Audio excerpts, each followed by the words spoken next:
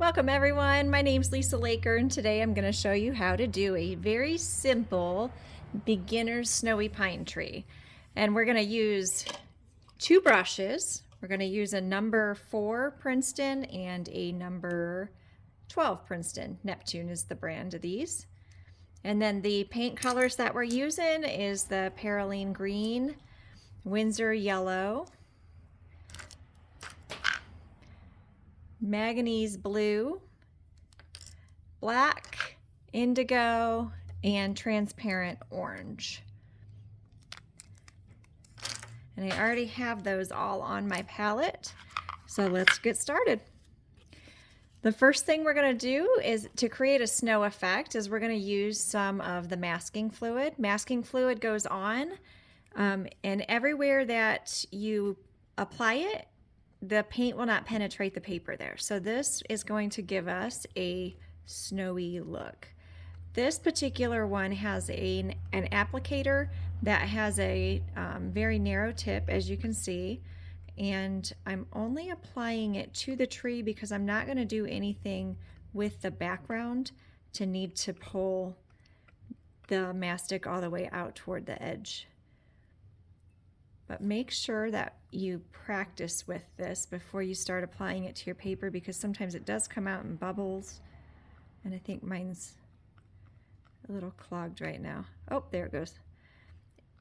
Or you can get really big globs like that one, which that doesn't bother me, but if you're particular, practice first. Okay, then all we have to do is let that dry. Okay, so now it's dry, and you can tell when it dries because it does turn a little bit of a yellow color. And I've decided that I do not like how big those clumps are, so I'm going to go ahead and remove those right away. Okay. And I'm going to draw one more branch. Whoops, one more branch in here. Okay, so let's get started with painting. We're going to start with the light blue, and I'm going to make just a little puddle on my palette, and then I'm going to mix the blue in with that water. And if you're brand new to watercolor, the way you control the light and dark is by how much water you have. So that'll last me a while, and then I'm going to go ahead and add a little bit more water to it just to thin it out. And I'm going to test it here. I'm happy with that. And I'm going to start with just the top half of the tree because I do want this to stay wet. And I got still too much water in my brush, so I just blotted it again.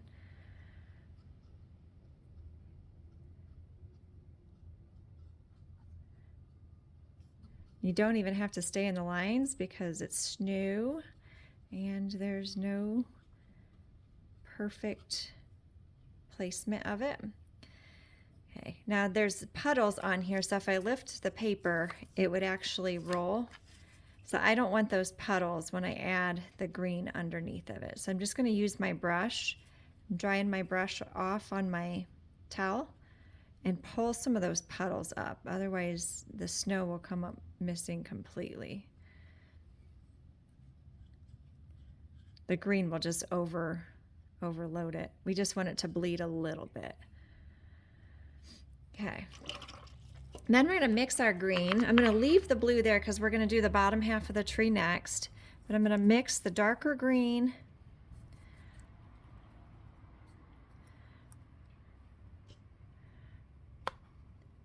with the yellow, just to brighten it up, make it a little bit more cheerful. I like a brighter tree, especially in the winter when all the colors are so dull. I enjoy seeing brighter, more cheerful colors. So we're going to go right in underneath the snow with just the tip of the brush and kind of stipple it in. Stipple means dot. And you can extend beyond the branch. You can go up into the snow.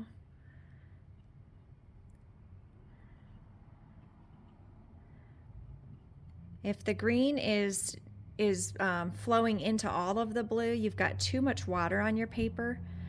So you can either use your towel to push it down and lift it up and blot it, or rinse your brush and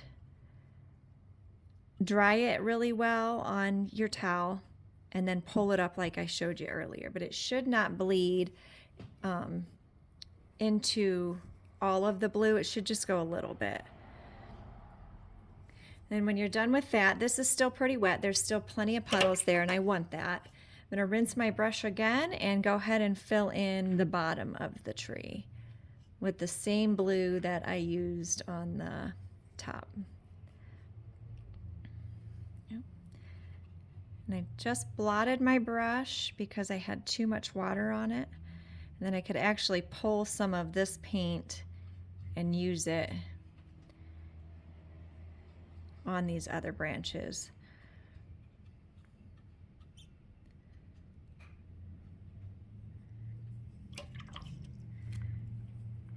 Again, it's still just a little bit too much water, so I'm just going to take some of it off and back in with my green mix, which I need to make a little bit more of.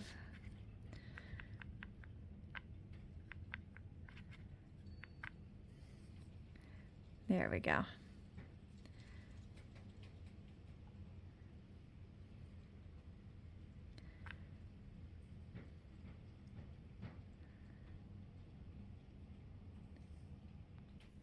Now I'm going to use my smaller brush, my number 4. I'm going to get it wet, but I'm going to dry it so it's just a little damp. And I'm going to pull some of the paint that's already there out and make needles with it.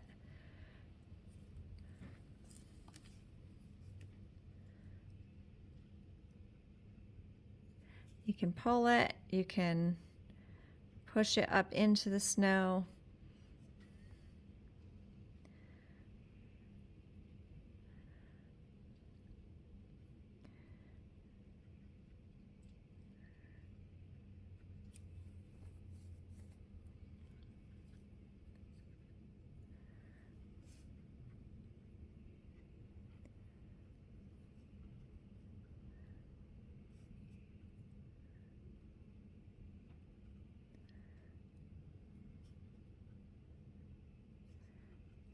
And I'm just kind of dotting some of it into different areas just to make it look like it's kind of sunk in between the needles.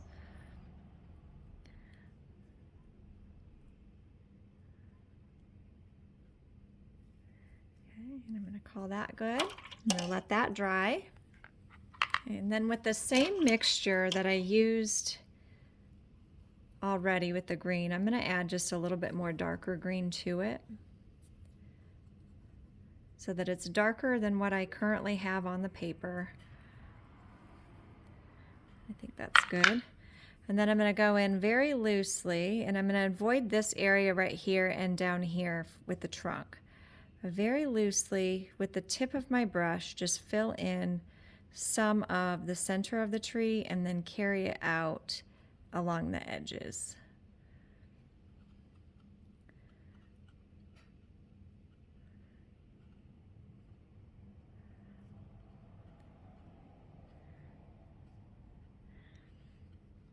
If you have a hard time being loose and you like the style, consider switching and using your left hand, or just closing your eyes for a minute or 10 seconds. I shouldn't say a minute, because you could end up with a mess everywhere. But if you close your eyes and just let your hand wander, I think it helps you just appreciate it, and then you have to work with what you did.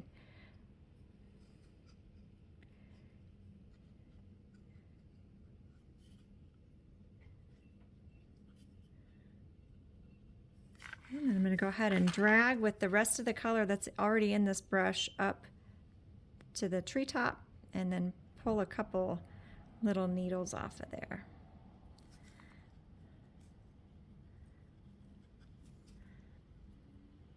And anywhere down the center that you don't have color, we can just fill in with brown. So don't be really particular and perfect with everything. And then you can also drag some more needles off, push some more shapes up into the snow.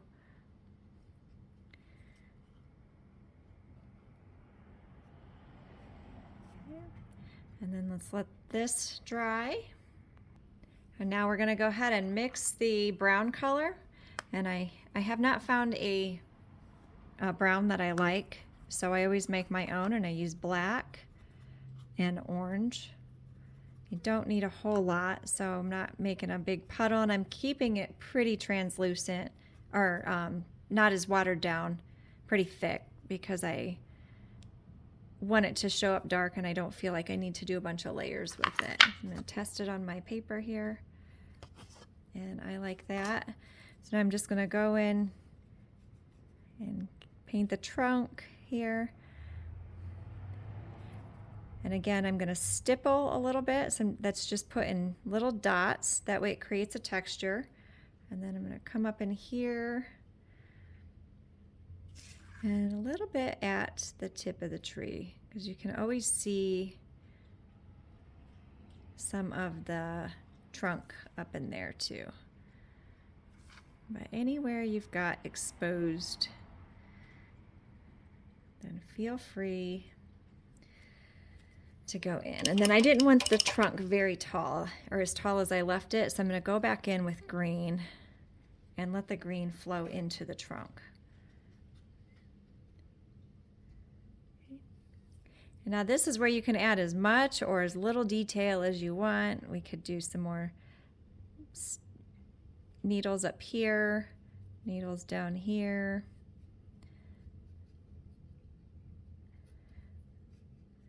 You can go underneath the snow with some shadow. So a real thin line following some of those snow lines that you already have there.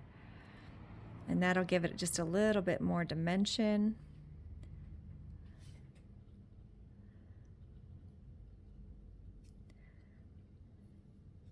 And you could also go in with a third layer just for a little bit more color and shadows. But I'm going to leave it just like that. I'm going to let that dry. And now I'm going to go ahead and do the snowbanks. I've got the kind of drifting up in that area, or drifting uphill here. So I'm just using the same blue that I used on the snow on the trees, and I'm leaving it uneven because I like the idea of it looking more like shadows. And again, it's a looser watercolor, so I don't want anything to be really perfect. And now that the painting is dry, the snow down here is dry, I'm going to use this. It's a some kind of rubber cement pickup. I got it when I was in college 20 years ago. So I don't know what it's called, but you can also use an eraser, and also your fingers work well too. Just make sure your hands don't have paint or lead on them, but you can see how that comes off. But I'm just going to give it a couple swipes down to remove all that. And you can see all the little white spots that it left for us. But I'm going to go ahead and splatter some more color in there anyway. And by doing that, I'm just going to use my large brush, blot it once, and get back into my blue mixture here. And just with my finger, I'm going to hit the brush on my finger. If you fling it like this, you could end up with a big streak. So I'm going to do that with the blue. And then I also have this Winsor Newton ink here. And this is white ink. Again, the brush is wet. I'm going to dip in about 1/4 of an inch on the bristles. And same thing, just tap it on my finger until I'm happy with the amount of snow. And then the last thing that we need to do is put my signature. And I always do that with the color that's close to it, because I don't like my signature to stand out. And I hold my small brush really close to my fingertips and barely let the bristles touch the paper. This is definitely something you'll want to practice. You can also just use like a 0.5 or 0.8 pen, or just put your initials. Some people like to put the dates. And that is that. So if you liked this tutorial, go ahead and give my video a thumbs up and subscribe to my channel. And I hope to see you in some of the following videos. Hope you're enjoying your winter.